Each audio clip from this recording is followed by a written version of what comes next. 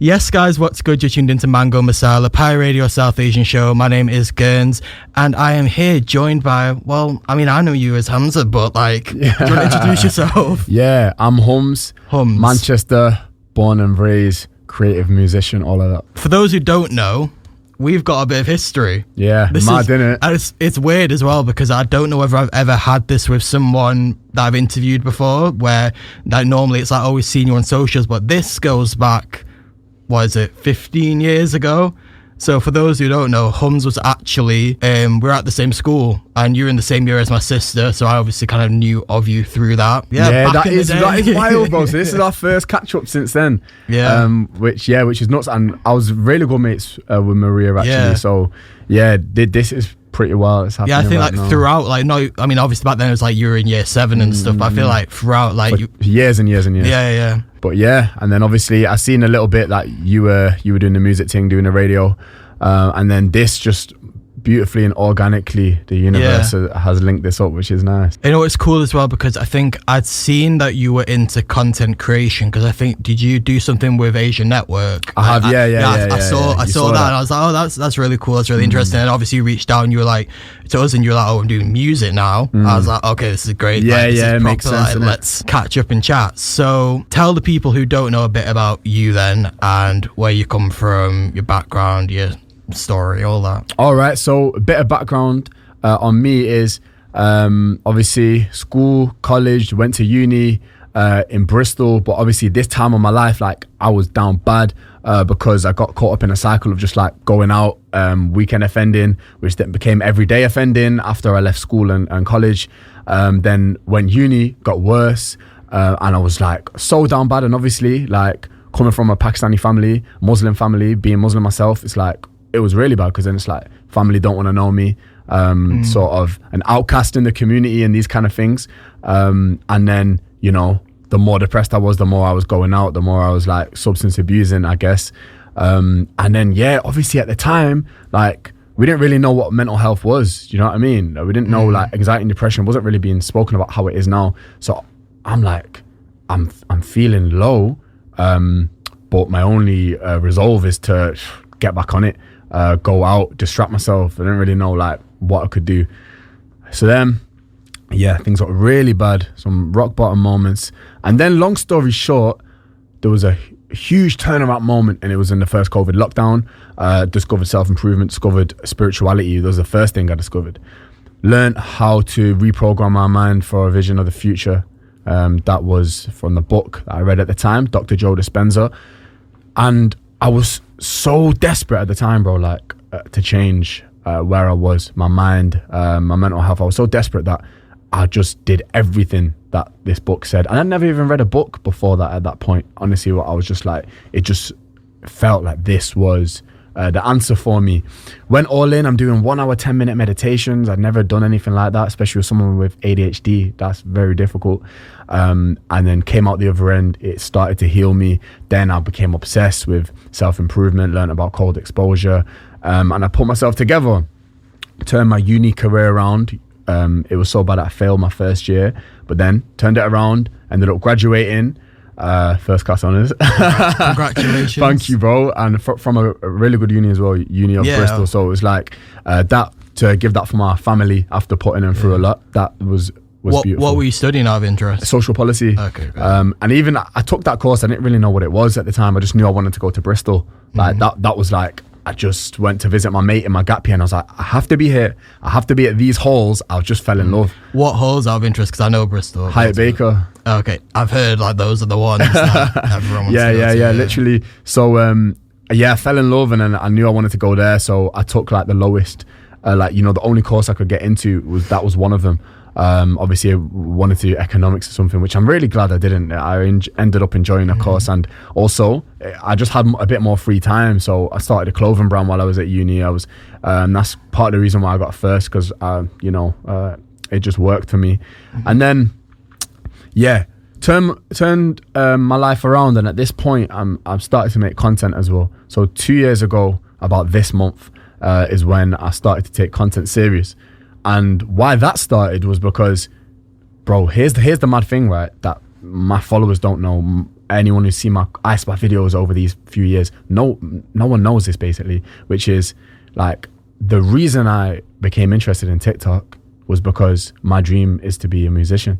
So that was actually the sole reason at the beginning. Was people are going viral overnight, people are making their careers, and I'm also seeing music is getting more and more competitive, and it's only going to get worse as time goes on. So at the time I'm like, I can't miss this boat basically. If I don't start making content, if I don't learn the ropes now and build a fan base first, then I've got no chance in really my big picture vision, which is to be a musician, which also links to changing the world, because it's like that's what my music is all about, and that's what kind of my soul is desiring, just to go and lift people up.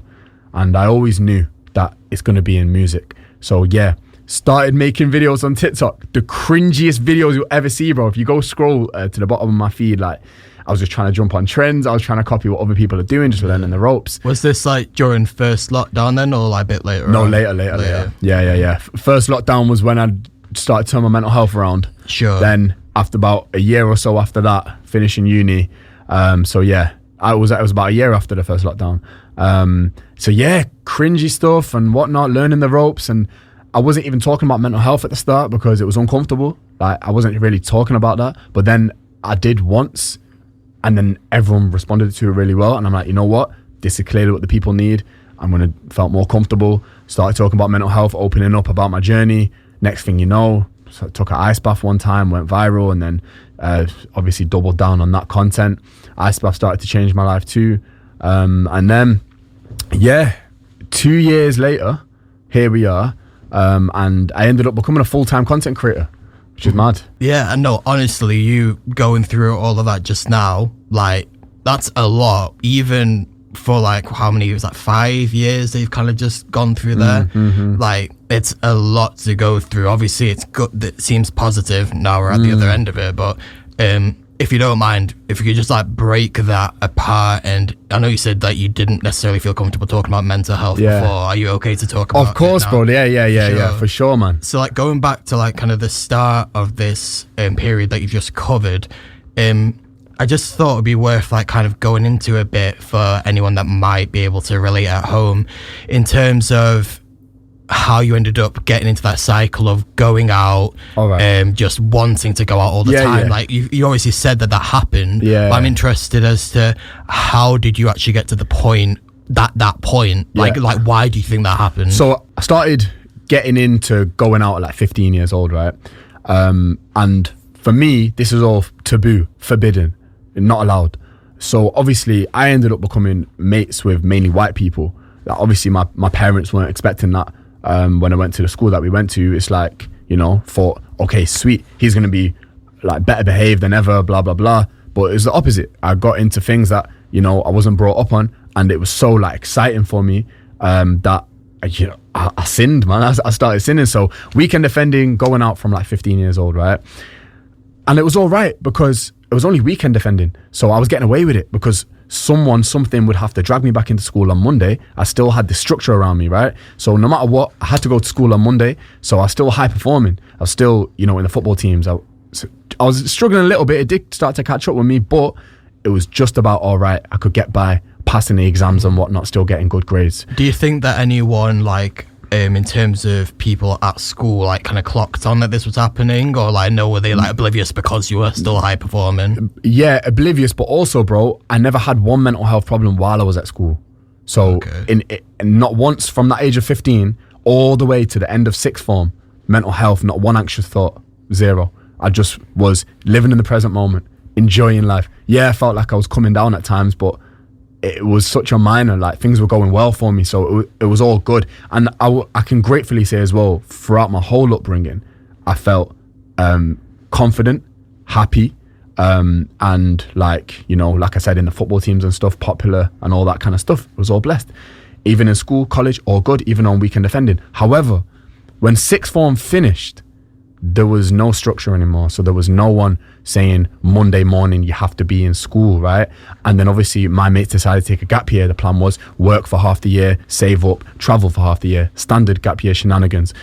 But as soon as the gap year started, bro, like I just lost control. I lost control completely. So then weekend defending became, all right, now I'm feeling coming down on the Sunday. I mean, maybe, smoke something, drink something, whatever. Then it became Monday, then it became Tuesday. And I was still working, don't get me wrong, but it wasn't as like, I was just doing a bare minimum and some like mid job, like, nothing that I had to engage my brain much. Then, so let's say I finished A-levels in June, something like that. Then as soon as A-levels finish, like I said, gap year starts. It's summertime, we're hitting festivals. I've always hit festivals my whole, like since 15 years old. But this time it's like festivals, all summer. Then September, we go back to school. This time there was no go back to school. So the festivals just continued in my head. And this is where the anxious thoughts started to come in, because the substance amount started to go up. The amount I was drinking started to go up. Everything started to go up.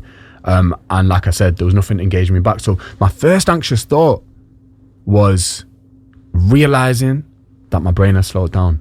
That was my first anxious thought, because I was like, oh, wait, I'm sort of stuttering here a little bit. Oh, wait, like these conversations, I used to be able to be witty, like be sharp, have these conversations with my friends' parents and stuff like that, likable.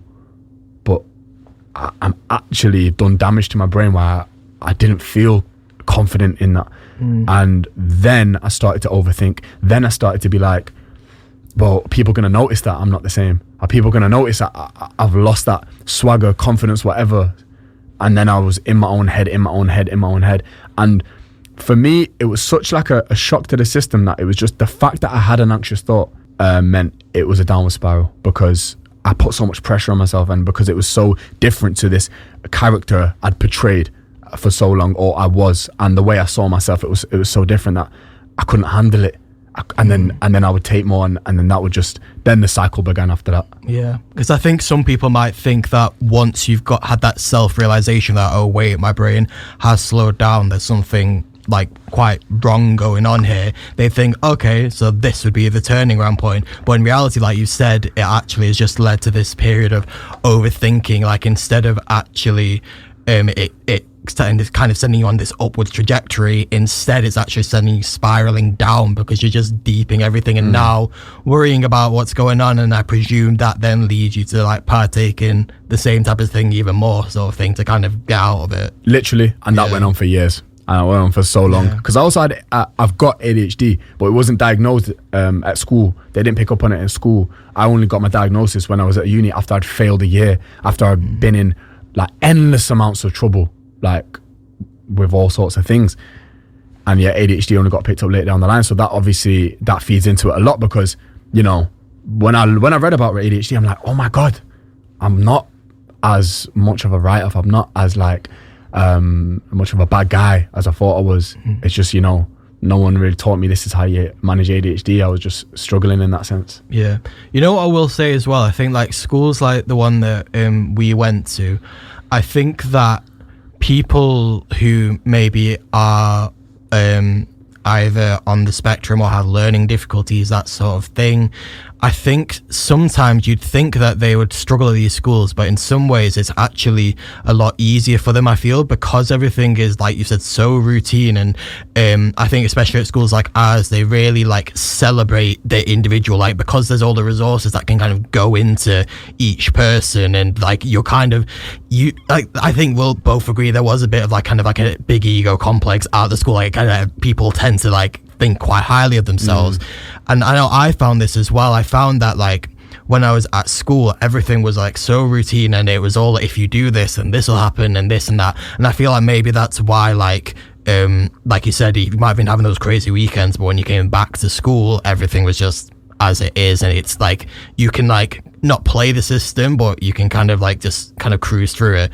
Whereas as soon as, like you say, you leave school, uni, yes, there's a bit of routine, but at the same time it's all on you to do that. Yeah. And I really feel like that's one thing where private schools, I feel like, yes, the education is great, but that's a side of education they don't really fill you on, which is like real life and like how to actually kind of go about that. Yeah. And I do also think as well, like, most of the people there, it's like there's not the same pressures, like family pressures and stuff like that. So I do feel like it was also different for maybe us, because it's like that wasn't an option for me to fail like that. It was even more pressure in that sense. So it was kind of, you know, no one was there telling me that. No one saying like, reminding me of that. But you know what, bro, like all that said, like I couldn't be more grateful for everything that I've been through. I could not be more grateful, because it's like everything had to happen that way. But it's also like because of that story and because of God saving me in the moment that he saved me, I'm here to change other people's lives with that story. And it has, bro. Yesterday, like, received a message like, this might be random, but I just want you to know that you actually saved my life. Like, them words, like, you saved my life. Just don't get better than that, bro. It just don't. So I'm mad grateful that I went through that stuff, because he's like, you know, I also suffered with drug problems. So I did what you said. I started cold water swimming and I'm going on runs, and you saved my life because of it. I'm like, bro, that's the best feeling, you know, like that's all I want. That's all I could ever ask for in life, a message like that. So going back to the lowest point, what was it then like that kind of spurred that, like, okay, things need to change? Like what, like how did that happen? If you know what, it's the thing is, it's like, this is how I see it from God's perspective. It's like, he's clearly not going to change, so let me bring something in which is going to force the change. And that was clubs closing, everything closing, no more going out. Do you know what I mean? COVID came, that's it. That's all. That's what happened. Like, if you left it to me, I was in the cycle and nothing would have changed. So it's like, bang, by force. And obviously I know, like, it was a tough time for a lot of people, and me. It got worse at first, but everything closing, no one was shouting me to come out, no one was shouting me to do this. We get sent home from Bristol, you know, everyone goes home. And then, like I said, I'm getting worse, and I'm just like, I'm not gonna lie, I was smoking up and feeling sorry for myself. And then I go on my laptop, I'm on YouTube, and then a video got recommended to me, and it was by Dr. Joe Dispenza, and it was a 1 hour long podcast on Jay Shetty's podcast. And that was my light bulb moment. I just, everything he was saying, I was like, yeah, because I already believed in like manifestation, didn't know much about it, but like the way he was talking about it with science and mental health and reprogramming your mind and how you can actually do it, actionable steps.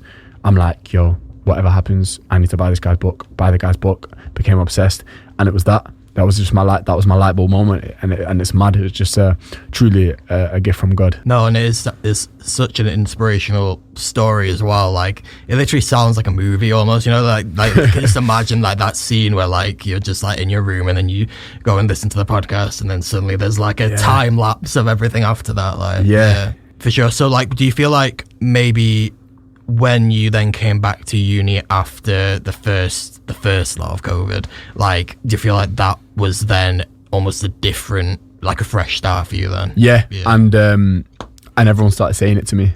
You know, you seem different. This is mad. Before I'd had any outer world achievements, they were saying it's like speaking to a different person, and that's what, you know, these teachings are all about. Changing the person and then letting the outside world catch up with that new person. You attract what you are. And that's what it was all about. So going more into something like specific in the kind of feel good, manifesting, meditation, etc., all that you are now like both not only promoting but you have actually engaged with and had positive experiences yourself and continue to. One thing that I think a lot of people, if they look at your profile straight away, will see is like being like one of your things is this cold water therapy. So like, do you want to just maybe explain like how did the idea to do that come about, and like just explain to us like what that actually does, like from your perspective at least. So I came across Wim Hof, and obviously, like I said, that Joe Dispenza moment in lockdown, that was my light bulb moment. But after that, there was obviously ups and downs, and there was new gurus, you could say, who came along, like new teachings and stuff like that. So it was a full-on journey, and part of that journey, Wim Hof came along, who is just the guy who discovered cold exposure, basically. And it was like I was improving, but I still had mad anxiety, because them anxious loops, they get cemented in your brain. Like when they go on for so long, like I still had that voice talking every time I was in a social setting. I still had that voice sending me doubts. You know what I mean? Like, even though I started to recover, it was like I wasn't fully there. So I was still learning about how can I just get rid of that anxiety once and for all, man. I don't want that there no more. So Wim Hof, that came about. And then I started taking cold showers. They were great. And then one day I was like, I need to step it up to ice baths because I'm learning about his stuff more. But then obviously I went to B&Q to find like just a big bucket, couldn't find one. And then I was on the phone to a friend, and she was like, why don't you get a wheelie bin? Tried that and filmed the first ever one. And it was horrible. It was so bad, bro. It was like 10 seconds. I was like, and then jumped out. But then, yeah, like not only did it do well on TikTok, but it was doing something to me. And like I didn't even film every single one. Like I actually had an attachment to it. Like, I became really obsessed, where it's like, that was like, whoa, I found a place. I found a place where everything would go quiet in my mind, and I just didn't want to leave that place. And that place was the extreme cold, and it started to transform me.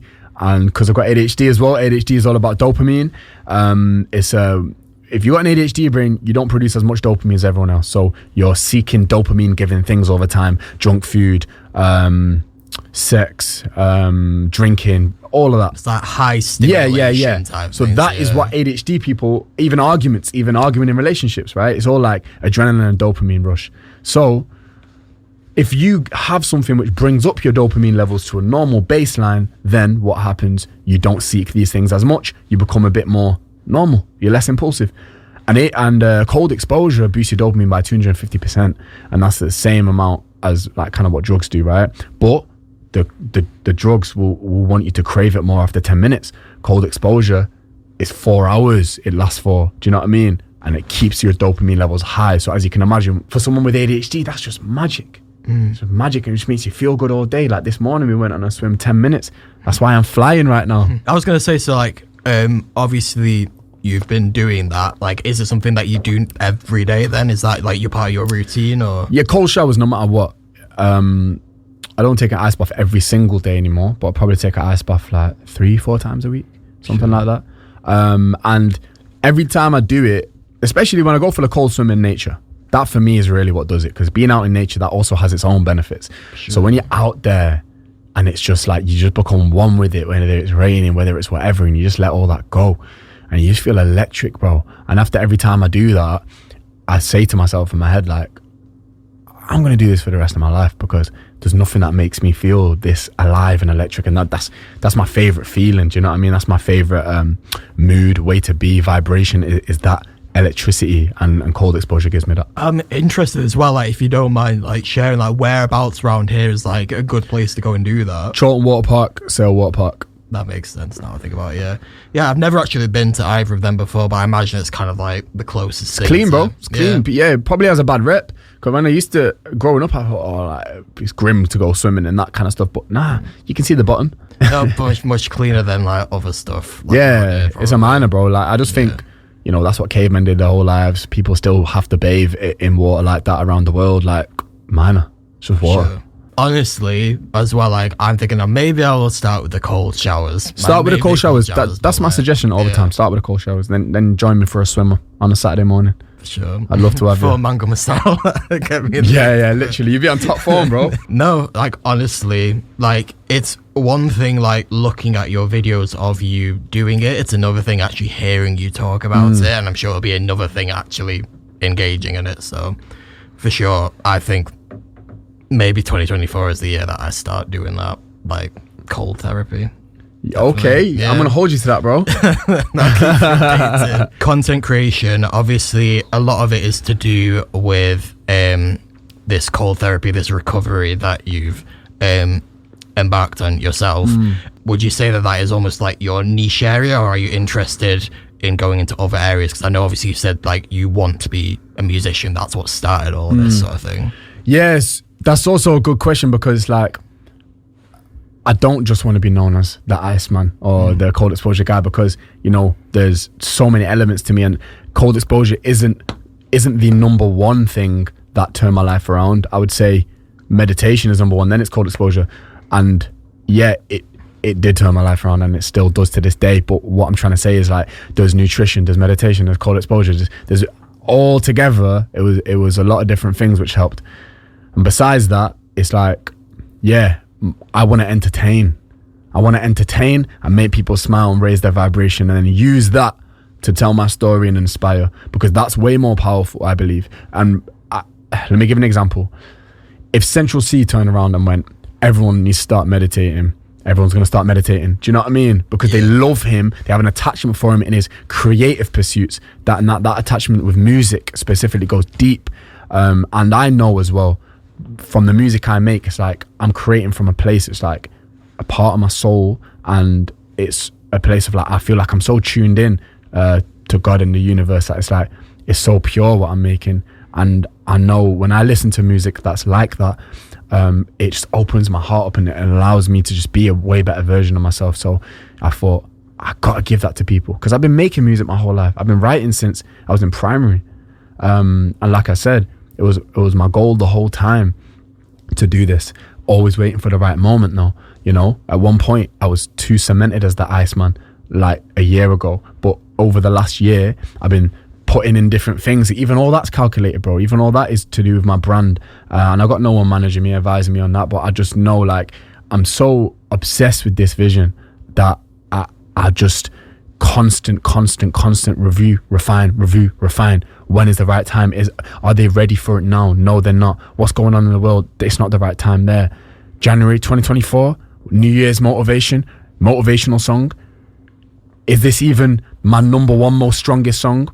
No. But is it the song that makes the most sense? Yes. Business. Do you know what I mean? Create from a place of purity, but then execute in a way of business. Oh, I'm looking forward to hearing the rest of your music as well, if this isn't your best song in your opinion as well, because like, honestly, obviously, when you reached out to us, I was like, okay, this would be really cool, be really nice to catch up with yourself. But then when I heard the music as well, I was like, okay, like now I've got this extra thing that I actually like want to talk about this as well, because it is a good song. So for the people at home, I've realized I don't think we even said at the start, the reason why HUMZ is here today mainly is because you released your debut single, Too Late, dropped at the end of January, like you said, the perfect like kind of January blues time, and it is a perfect antidote to that as well, because it's very much like high tempo, kind of getting pumped kind of vibe, like you speaking about your own experience as well. When did you start writing that? Was it like, I'm presuming it must have been after your lowest point, because obviously it's from a place of... Bro, you know what's mad? I've not spoken about this yet, but no, it was from a moment where I was still recovering. Okay. But it was talking about all the things that I wanted, you know what I mean? So it's like manifested that big time. But I wrote that song like, you know, now I'm here and you never put a wage on me, but now we made it. I had nothing then, bro. I hadn't made it whatsoever. But I tell you actually what inspired it. I wrote that. I started writing it 2 years ago, over 2 years ago now. And I got my heart broken. And maybe you can feel heartbreak vibes in the song. But you know, the song in its original form was more directed at the person who broke my heart. I've changed some of the words, so because I didn't want my first song to be like, oh, you did this to me and now I'm here, because I felt like that was a bit low vibration and I'm all about high vibration. So then I sort of, about a year or so later, switched up and I realized that, okay, even though it's inspired by heartbreak, that's where it was birthed, I grew as a person, and then I turned it more into, nah, they never thought I could make it, which is true. That's high vibration. They never thought I could make it, but now we're here anyway. And like I said, I wrote most of it from a place of like, I hadn't made it at all. But I was always been like confident in the vision. When I got that vision from God once in a meditation, I just saw myself on stage and I knew that was my destiny. Honestly, I feel like if content creation like loses its appeal to you, I'd say go into motivational speaking, because honestly everything you're saying, I'm just like not along like yeah like you have a way. I genuinely think it's because like everything you're saying is making sense though, and it sounds so inspirational. That's obviously talking about the lyrical element of it. In terms of the actual sound, would you say that obviously you said you decided to put this out as your debut single because it was the right time and it's about it's really the most motivational song that you've got at the moment. Would you say that in terms of its sound, that is the HUMZ sound, or have you got different stuff coming in the future? You know what, bro? Like, it's not even the sound. I don't know what the sound is, because like every one of my songs, you could say it sounded like a different subgenre. But to be honest, bro, like my perspective is that I want to be genreless. My favorite artists are genreless. But then some people say, oh no, that's silly because you got to pin down a subgenre. Like, let's say, for example, Pink Pantheress. She's pinned that down. What's that girl who does the D&B? Hopefully it'll come to you. She's mixed race too. She's headlines festies. Nia Archives. So look, them two pin down their subgenres, right? Yeah. So obviously people have advised me, even like, you know, people at labels, they've advised me about that. And I just think like, well, my genre is just high vibration. Like, can I not just do that? Can I not just make my genre like the message, the power, the unlocking of hearts? Like, rather than thinking, okay, now this song is on a dance instrumental, that my next song, even though I've originally recorded it on a more, let's say, hip-hoppy instrumental, now I have to go and make it on a dance thing. Maybe that's the right answer. Maybe not, though. But I think it's best in its purest form. However, everything I do is just to contribute the vision. So whatever I have to do and whatever feels right in order to get to the end goal, I will do. And yes, I do have complete respect for the music, and you know, I want it to be in its purest form. But I'm still open. I always know, like, instinctively what feels right and what doesn't. But what feels right to me right now is come out with this song which just feels right, and then the next one, what's the next song that's gonna feel right? Doesn't have to be dance. Yeah, all my stuff would probably come under pop, radio friendly, high vibration pop, I guess, you know. But I think we live in a time where genres are so fluid anyway. Do you know what I mean? It's like, so when people ask me like about genre, I'm just like, oh, I'm just trying to change the world and lift you up, man, and tell stories. And I hope that's a good enough answer. Sure. I was kind of getting like kind of like almost like example vibes from that. Do you know? Oh, what really? I mean? Yeah. Like kind of like that, like high pace, like kind of like. I don't know what it is. I feel like it's the instrumental, but I was going to say about the instrumental as well. So is that an instrumental that you've got from someone, or was that produced for it? Okay, so this is also a very interesting story, right? So when I said like started making it 2 years ago, then me and my boy got in the studio and we made a sick instrumental for it. And then we took it to a place where I thought mixed, mastered, finished, ready to go, radio ready, all of that. And then basically in the summer, I played in my first celebrity football tournament, right? It was called Soccer 6. And then this is how the universe works in crazy ways, right? The team I was supposed to play for had dropped out. So I ended up being on a team who had one player less, and it was a record label called Scruff of the Neck. And it's run by a guy called Mark. He was playing on the team. Long story short, bro, we won the tournament together. So obviously, like, when you win a tournament with someone, you become like best mates. And then obviously he got to know me. I told him about the vision, I told him about music, and he was super excited. And he was like, send me the music after this tournament, blah blah blah. Next thing you know, I send him the music, thinking, yeah, this is it, bro, this is it, we made it. And he was just like, I'm not gonna lie, like, I was expecting more. And luckily I'm in a place where that I was celebrating, rather than being like, oh no, like, this is music I made from the heart, like, what that. Nah, I was like, okay, yes, like, this means that I'm gonna get ready for it. My music, everything's gonna improve. I welcomed it. So he'd tell me, change this, and then at the same time, it still just wasn't there. And now I could feel that. He said it sounds like a demo, and now I was like, okay, I really got to go back to the drawing board.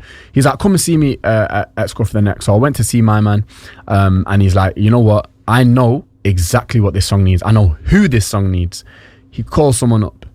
He's like, oh, Andy, you free right now? And then me and Mark go meet this guy called Andy, which is a producer, and he produces for the Cortinas and more. Like, he's just sick.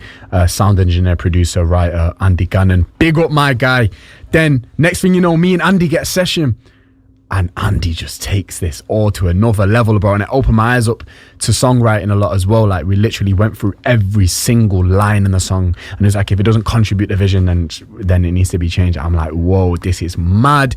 Production went to another level, everything. And there I got to see, like, yeah, these are the levels. But also it allowed me to hear myself sound that good sonically. Like, just for the few tweaks and even the tips he gave me, the way I was delivering onto the mic, everything like changed in that session right there, bro. If you could have been in that room, oh my god, it was wild. And then we finished that session like, bro, like, we knew we were like sitting on a banger, obviously. And then like we had one more session, another one, and it was finished. And then towards the end of our last session, he started to play another instrumental, and I was just like singing to it, and bro, we cooked up another madness. So I think that's going to be track 2. I don't know, but there's definitely, me and Andy are a great team, and he's a great guy, and I work really well with him. And then Too Late was born. No, and that's so nice as well, that's obviously all come from you guys playing football together. How mad. Yeah, I know from that tournament, bro. It's crazy. And it's also just like the amount of things that have to align for that to take place, for me to actually have a music career, all that needed to happen. And that proves to me it's meant to be, because those things don't happen to anyone. They don't happen by accident. They don't happen when it's not destiny. You know what I mean? And that's it. It was nice for me. It's like, okay, I'm not deluded here. This is meant to be. Otherwise it wouldn't align so well. No, definitely. And honestly, if it's the same people that are involved making the next track that were involved in this one, then definitely looking forward to that. On that note though, obviously you've spoken about next couple of singles, whatever they might be, different genres, they might be this or that, and in terms of like content creation as well, everything is ultimately the world we live in, like TikTok, streaming, etc. Everything is so fleeting. Do you see yourself, especially as someone that is kind of coming up through this route, as someone that would like release whole projects worth of music, or do you feel like you're someone that is more going to focus on each individual track, releasing it when it's right, that sort of thing? My idea is I'm gonna promote every single like it's an album. Got you. Massive marketing, bro. Do you know how long I've been working on this marketing campaign? Years. Because every song that's gone viral on TikTok, I've seen how did they do it and put it in my spreadsheets. Like, that's how deep I've been going into this. And then from them spreadsheets, devising my own plans, ChatGPT, asking that, getting help from there, like for tips and stuff like that. And then putting that all together into this carefully laid out marketing campaign for this release. So that's years of planning just for one single. And I love marketing, bro. Like, I'm obsessed with it. Like the psychology of getting someone to give a damn about what you have to say in a world where they have unlimited choice. I find that so interesting. So I'm glad I've got a content creation background. I'm glad I'm this passionate about marketing, because I know a lot of musicians don't like that side of things, but I'm just as passionate about marketing as I am music. Nah, and I think that's a really fresh perspective to come on it, because like as someone that's obviously through this, like I feel like with anything, if you want to gain traction, you have to be involved in social media. That's just the way it is. But I know the frustration that you can feel when you feel like you've done something that ultimately you feel like it's really good content, it should have blown up, and then it doesn't, and you just kind of feel deflated. But the way that you're talking about it is kind of like, okay, well, why is that? What's the challenge there? Like, what is it? Like, what's the actual way to go about this sort of thing? Like, yeah, go back to the drawing board time and time again. What I would say, here's a message to like any musicians or people who start clothing brands or whatever. Here's some advice on content, right? I know it might not feel natural to everyone. I know it might not feel natural, but you just got to do it because it's the era we're living in. It's necessary, and especially for musicians, I would say you've got this product, you've got this piece of your soul, right? It's your music that you love and adore, and it's a part of you. It's like your baby. Now, do you not want to do everything possible to make sure your baby, that piece of your soul gets as the love and attention that it deserves? If that's the case, then just go and do the content and see it as, you know what, I've crafted that, now I'm going to put everything into the craft, which is content too, because my music, my art deserves to be heard. And with that kind of mentality, that mentality shift, if that's why you're doing it, I do think you'll be able to just go and do it. I'm presuming as well, like, I don't know, did you release this track through Scruff of the Neck then? No. Okay, so everything that you've done is like completely independent. Yeah, I was going to say as well, because obviously you've spoken about songs going viral on TikTok and stuff, and obviously at the moment, this might actually be a good point to kind of break through all the noise, because currently TikTok is very silent, because I don't know if you've seen about like Universal, obviously they've like, because they didn't reach the deal, they've pulled all their music from it. So whilst, I mean, I don't really know enough about either side as to who's like really in the wrong here, whether it's TikTok or Universal, but I do know that ultimately it's the Universal artists that are ending up suffering the brunt of it. That being said, independent artists, maybe this is actually a time for their songs to go more viral, look, on TikTok. You're spot on, bro. You're spot on. It's opportunity now. What I see as well, like, if TikTok's taking a hit like that, best believe they're going to be pushing the other music more. Like, that's just simple. You can work that out. Every app, they're going to do whatever they can to keep that attention on there. And you know, TikTok is known for musicians being able to blow up, etc. It's become harder, but now I think it will become slightly easier. It's never going to be easy, but what I'm going to say is double down now. Therefore, just double down, see it as motivation.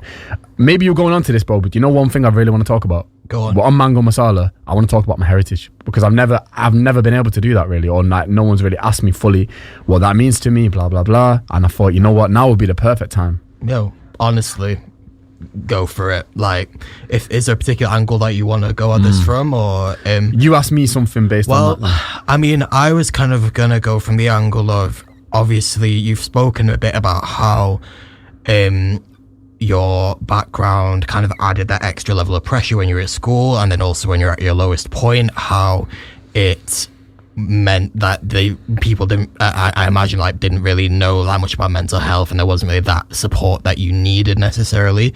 Now that you're on the other side of things, but you're still involved in music and content creation, how is that? Because obviously I'm sure your family probably sees you, I'm sure they can recognize that you're in so much of a better place, but at the end of the day, the career that you're still involved in isn't like one that people of a South Asian background would normally go into. You know what, bro? Like, the one thing I'm so grateful for is I got my family's utmost support. Like, they massively believe in the vision. They see what I'm doing. They see that I'm changing lives. And you know, there were times where it was difficult because I've now got my degree. You know what I mean? Made them proud, but now, all right, go and get your high paid job now. You know what I mean? You got first from a top 10 uni, go and get the high paid job. I turned it down because at that time I'd already hit 100k followers on TikTok. And for me, I was making that decision. You know, they might going to be disappointed in the short term, but if I can just deliver, they won't be.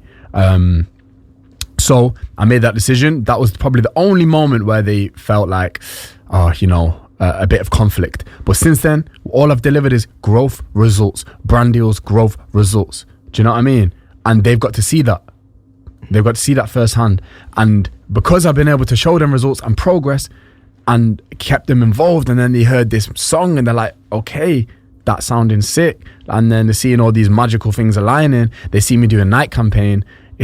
They really see the vision, because, you know, if I'm going to be the one who goes on to become a millionaire, then this is the way I'm going to do it. I'm not going to do that through the other means of getting rich or whatever, you know, working a 9 to 5 in a corporate world. You can do that, to be fair, but there's a bigger picture here. And it's not just that. It's like, yeah, the monetary side of things, but I'm also changing lives. Also, like, music is a big part of my family. Like, I grew up, like, my dad's blasting music our whole lives. Do you know what I mean? And I know, you know, that's frowned upon technically in Islam, but I'm not trying to justify anything at all. I'm just letting you know, like, that was always a big part of my upbringing, and it still is. Like, my dad showing me new music, all of this, like, that's always been our family. And then also, my dad and his brothers were a dance group growing up, like, well known. They used to sell out shows in Manchester, etc., around the country. So it's like, this is in my blood.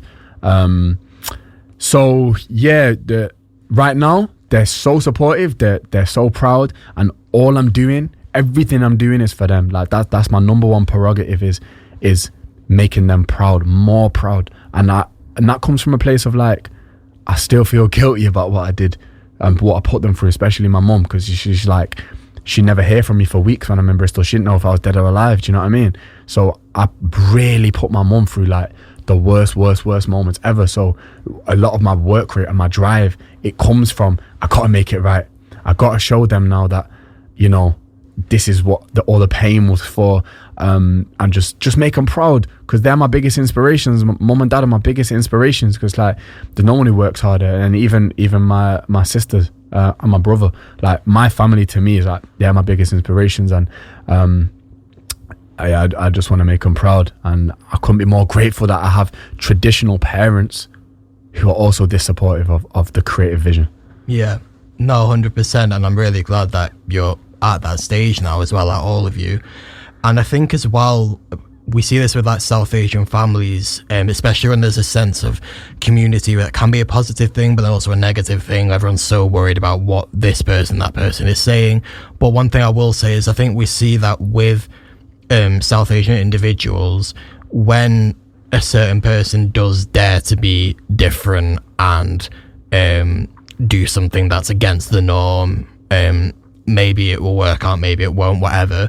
But I think it takes one person to kind of, maybe they'll then also take the brunt of people kind of like talking about them or whatever, but others then feel more comfortable to come out and actually do it as well. So I think that being said, like obviously there might be people in your family, in your community, that see that you've obviously gone and embarked in this successful content creation career, and they feel a bit more comfortable maybe going down that route as opposed to feeling forced to do something that they think is expected of them. And likewise, their families might be more accepting of it as well. Bro, like everything you said there, that's like another one of my main prerogatives. You know, I said one of my motivations is my family. Another huge one is my people, is Pakistanis, young Pakistanis. That to me means so much because, right, check this, yeah. Growing up, it wasn't cool to be Pakistani. Like, you know, in the school that we went to, everyone's mainly white. The popular kids were not Asian. Do you know what I mean? The Asians sort of stuck together and all the popular kids were white. The girls weren't interested in me. The girls only wanted white guys. Do you know what I mean? So, end of the day, I'm there. I was even lying about where I was from, bro. I used to say like, yeah, I'm half Pakistani, half white, just to try and fit in. Do you know what I mean? I was always trying to fit in. I started straightening my hair, bro. Do you know what I mean? I'm not proud of that, but at the time, it's like, I just wanted to be liked, popular, have friends or whatever. And, you know, like I said as well, like, you know, girls were into me either. And I was like trying to change things about myself. And I believe there's two reasons for that, why it wasn't cool to be Pakistani. One is society. And obviously, like, you know, the Eurocentric vision of what beauty is in media and representation. We're not sort of, in films, the Asian guy's not the hero. The Asian guy's the nerd. Do you know what I mean? Yeah. So yeah, it's always been that way. So that's conditioning that goes deep. There's that, and then in the news, and then there's, you know, like terrorism, this and that, and then sort of like our brand image, you could say, as Pakistanis or South Asians, Bengalis, whatever.